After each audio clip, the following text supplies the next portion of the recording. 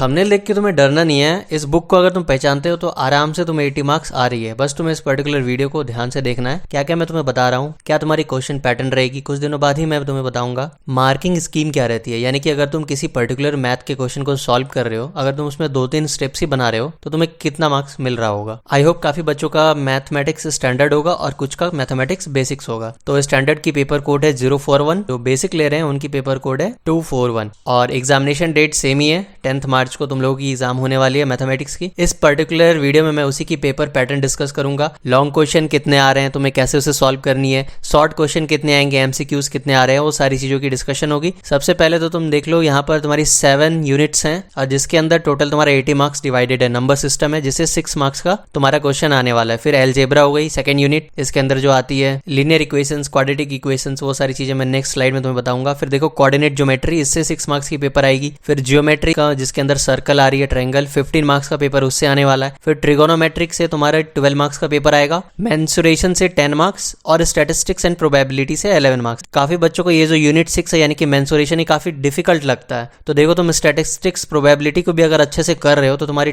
11 marks यहीं पर आ जा रही है, यानी कि वेटेज मेंसुरेशन से ज्यादा स्टैटिस्टिक्स प्रोबेबिलिटी का है। तो कहना मैं यही चाह रहा हूं कि अगर तुम्हें कोई यूनिट या कोई चैप्टर डिफिकल्ट लग रही है, कोई टॉपिक डिफिकल्ट लग रही है, तुम बाकियों को मास्टर करके रखो ताकि उससे जो भी क्वेश्चन आए तुम्हारी वो वहां पर सॉल्व हो जाए। तो यहाँ पर देखो टोटल 80 मार्क्स का तुम्हारा क्वेश्चन पेपर आने वाला है और 20 मार्क्स की तुम्हारी इंटरनल असेसमेंट आई होप अब तक हो चुकी होगी। अगर नहीं हुई है तो बहुत जल्दी तुम लोगों के स्कूल में वो कंडक्ट करवा लिया जाएगा। तो यानी कि टोटल 100 मार्क्स की तुम्हारी मैथमेटिक्स की यहाँ पर एग्जामिनेशन हो रही है। तो देखो नंबर सिस्टम के अंदर एक ही चैप्टर है रियल नंबर। देखो यहाँ पर मैं तुम्हें सजेस्ट करूंगा कि तुम एनसीईआरटी बुक्स को निकाल कर रखो, फिर वहां से तुम टिक करते जाओ। जो भी चैप्टर्स तुम्हारे कंटेंट वाली जो पेज होती है ना, जहां पर सारे चैप्टर्स एक साथ लिखे होते हैं, वो पेज खोल लो, वहां पर तुम्हें अच्छे से समझ में आएगी। तो देखो पहले जो चैप्टर है रियल नंबर, उससे 6 मार्क्स की क्वेश्चन आ रही है। उसके बाद एलजेब्रा यूनिट के अंदर जो चैप्टर्स आते हैं, पॉलिनोमियल्स हो गया, pair of linear equation in 2 variable, फिर क्वाड्रेटिक इक्वेशन, अरिथमेटिक प्रोग्रेशन, यानी कि जो तुम्हारी एनसीईआरटी बुक की यूनिट 2, यूनिट 3, यूनिट 4, यूनिट 5 है, यहां तक इससे टोटल 4 चैप्टर से 20 मार्क्स का क्वेश्चन आएगा। उसके बाद आती है कोऑर्डिनेट ज्योमेट्री। तो एनसीईआरटी बुक में तुम्हें कोऑर्डिनेट ज्योमेट्री यूनिट 7 के अंदर मिलेगा और उससे आएगी 6 मार्क्स की क्वेश्चन। और फिर ज्योमेट्री, इसके अंदर आती है ट्रायंगल और सर्कल चैप्टर। देखो ये रही यूनिट 6, इसमें ट्रायंगल है और यूनिट 10 में सर्कल्स है। तो ये दोनों चैप्टर तुम्हारी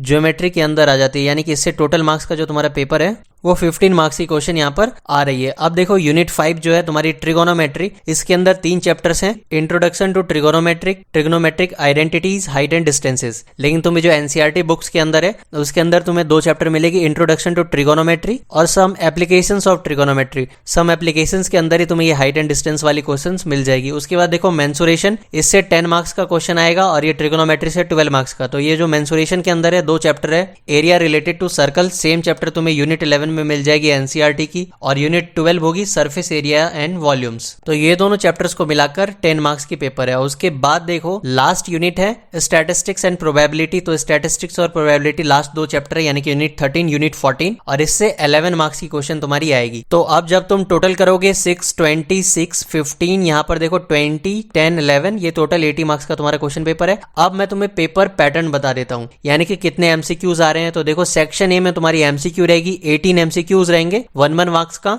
तो 18 मार्क्स का ये हो गया, और 2 असर्शन रीजन बेस्ड क्वेश्चन रहेंगे और इसमें भी 1 मार्क्स, यानी कि टोटल 20 क्वेश्चन 20 मार्क्स। तो अब अगर तुम्हें इस तरह के क्वेश्चन को बनाने में प्रॉब्लम होती है तो तुम नीचे कमेंट करना, मैं ट्राई करूंगा उसे बनाकर तुम्हें बता दूं ताकि तुम्हें एग्जामिनेशन में कोई प्रॉब्लम ना हो। अब देखो सेक्शन बी के अंदर 21 to 25, यानी कि टोटल 5 क्वेश्चन रहेंगे, very short answer type question, यानी कि इसके सॉल्व करने के लिए तुम्हें 3-4 स्टेप्स का 5 स्टेप्स का जरूरत पड़ेगा। इसमें तुम्हारा 10 मार्क्स का टोटल क्वेश्चन आ रहा है, यानी कि 5 क्वेश्चन 5 into 2 10 मार्क्स। अब देखो 26 to 31 ये शॉर्ट आंसर टाइप क्वेश्चन है। इसमें 6 क्वेश्चन हो जाएंगे सेक्शन सी के अंदर और 6 क्वेश्चन और हर एक क्वेश्चन के लिए 3 मार्क्स, यानी कि 6 into 3 टोटल हो गई तुम्हारी 18 मार्क्स सेक्शन सी से। उसके बाद सेक्शन डी के अंदर लॉन्ग आंसर टाइप क्वेश्चन होंगे। इसमें उस तरह की क्वेश्चन आएगी, सपोज तुम्हें मीन मीडियन निकालने दे दिया जाए या फिर प्रूफ करने दे दिया जाए, proof that √3 is an irrational number, वहां पर तुम्हें काफी बड़ा कैलकुलेशन करना होगा। तो सेक्शन डी में टोटल 4 क्वेश्चन रहेंगे और हर एक क्वेश्चन के लिए 5 मार्क्स, यानी कि टोटल 20 मार्क्स यहाँ हो गया। उसके बाद फाइनली लास्ट सेक्शन क्वेश्चन। इसके अंदर केस बेस्ड क्वेश्चन होंगे 3, 36 नंबर, 37 और 38। ये मैंने पहले भी वीडियोस में बताया है साइंस मैथमेटिक्स वाले वीडियो में केस बेस्ड क्वेश्चन कैसे होते हैं। अब सपोज जैसे 36 नंबर क्वेश्चन है तो इसके अंदर तुम्हारी 36.1 होगी, 36.2 और 0.3 होगा। तो अब ये 3 क्वेश्चन होंगे 36 के अंदर, हो सकता है इसका 1 मार्क्स होगा, इसका 1 मार्क्स और इसका 2 मार्क्स, इसी तरह का पेपर रहता है। तो डिवाइडेड रहता है, 36 नंबर क्वेश्चन है लेकिन उसके अंदर 3 क्वेश्चन होंगे, तो तुम तीनों को अलग अलग सॉल्व करोगे और सबके लिए अलग अलग मार्क्स होगी। तो यहाँ से तुम्हारा टोटल 3 क्वेश्चन 3 into 4 यानी कि 12 मार्क्स इसके अंदर हो गए सेक्शन ई के अंदर। अब देखो भाई काफी को प्रॉब्लम होती है केस बेस्ड क्वेश्चन को भी सॉल्व करने में, तो मैं होगा तो इसे भी सॉल्व करके तुम्हें बता दूंगा कैसे इसे सॉल्व करनी है। तो टोटल तुम्हारी हो गई 38 क्वेश्चन और 80 मार्क्स। आई होप तुम्हें ये सारी चीजें क्लियर हो गई होगी। अब भी कोई डाउट है तो तुम नीचे कमेंट करना, वहां पर मैं तुम्हें बता दूंगा। या फिर किसी और सब्जेक्ट की किसी और टॉपिक में तुम्हें कोई डाउट हो रही हो, भैया इससे कितने क्वेश्चन आएंगे या फिर किस तरह के क्वेश्चन आएंगे, स्टेप मार्किंग कैसे दिया जाएगा मैथमेटिक्स में, तो ये सारी चीजें मैं तुम्हें बता दूंगा। Thank you for watching this video. Best of luck, अच्छे से प्रिपरेशन करो।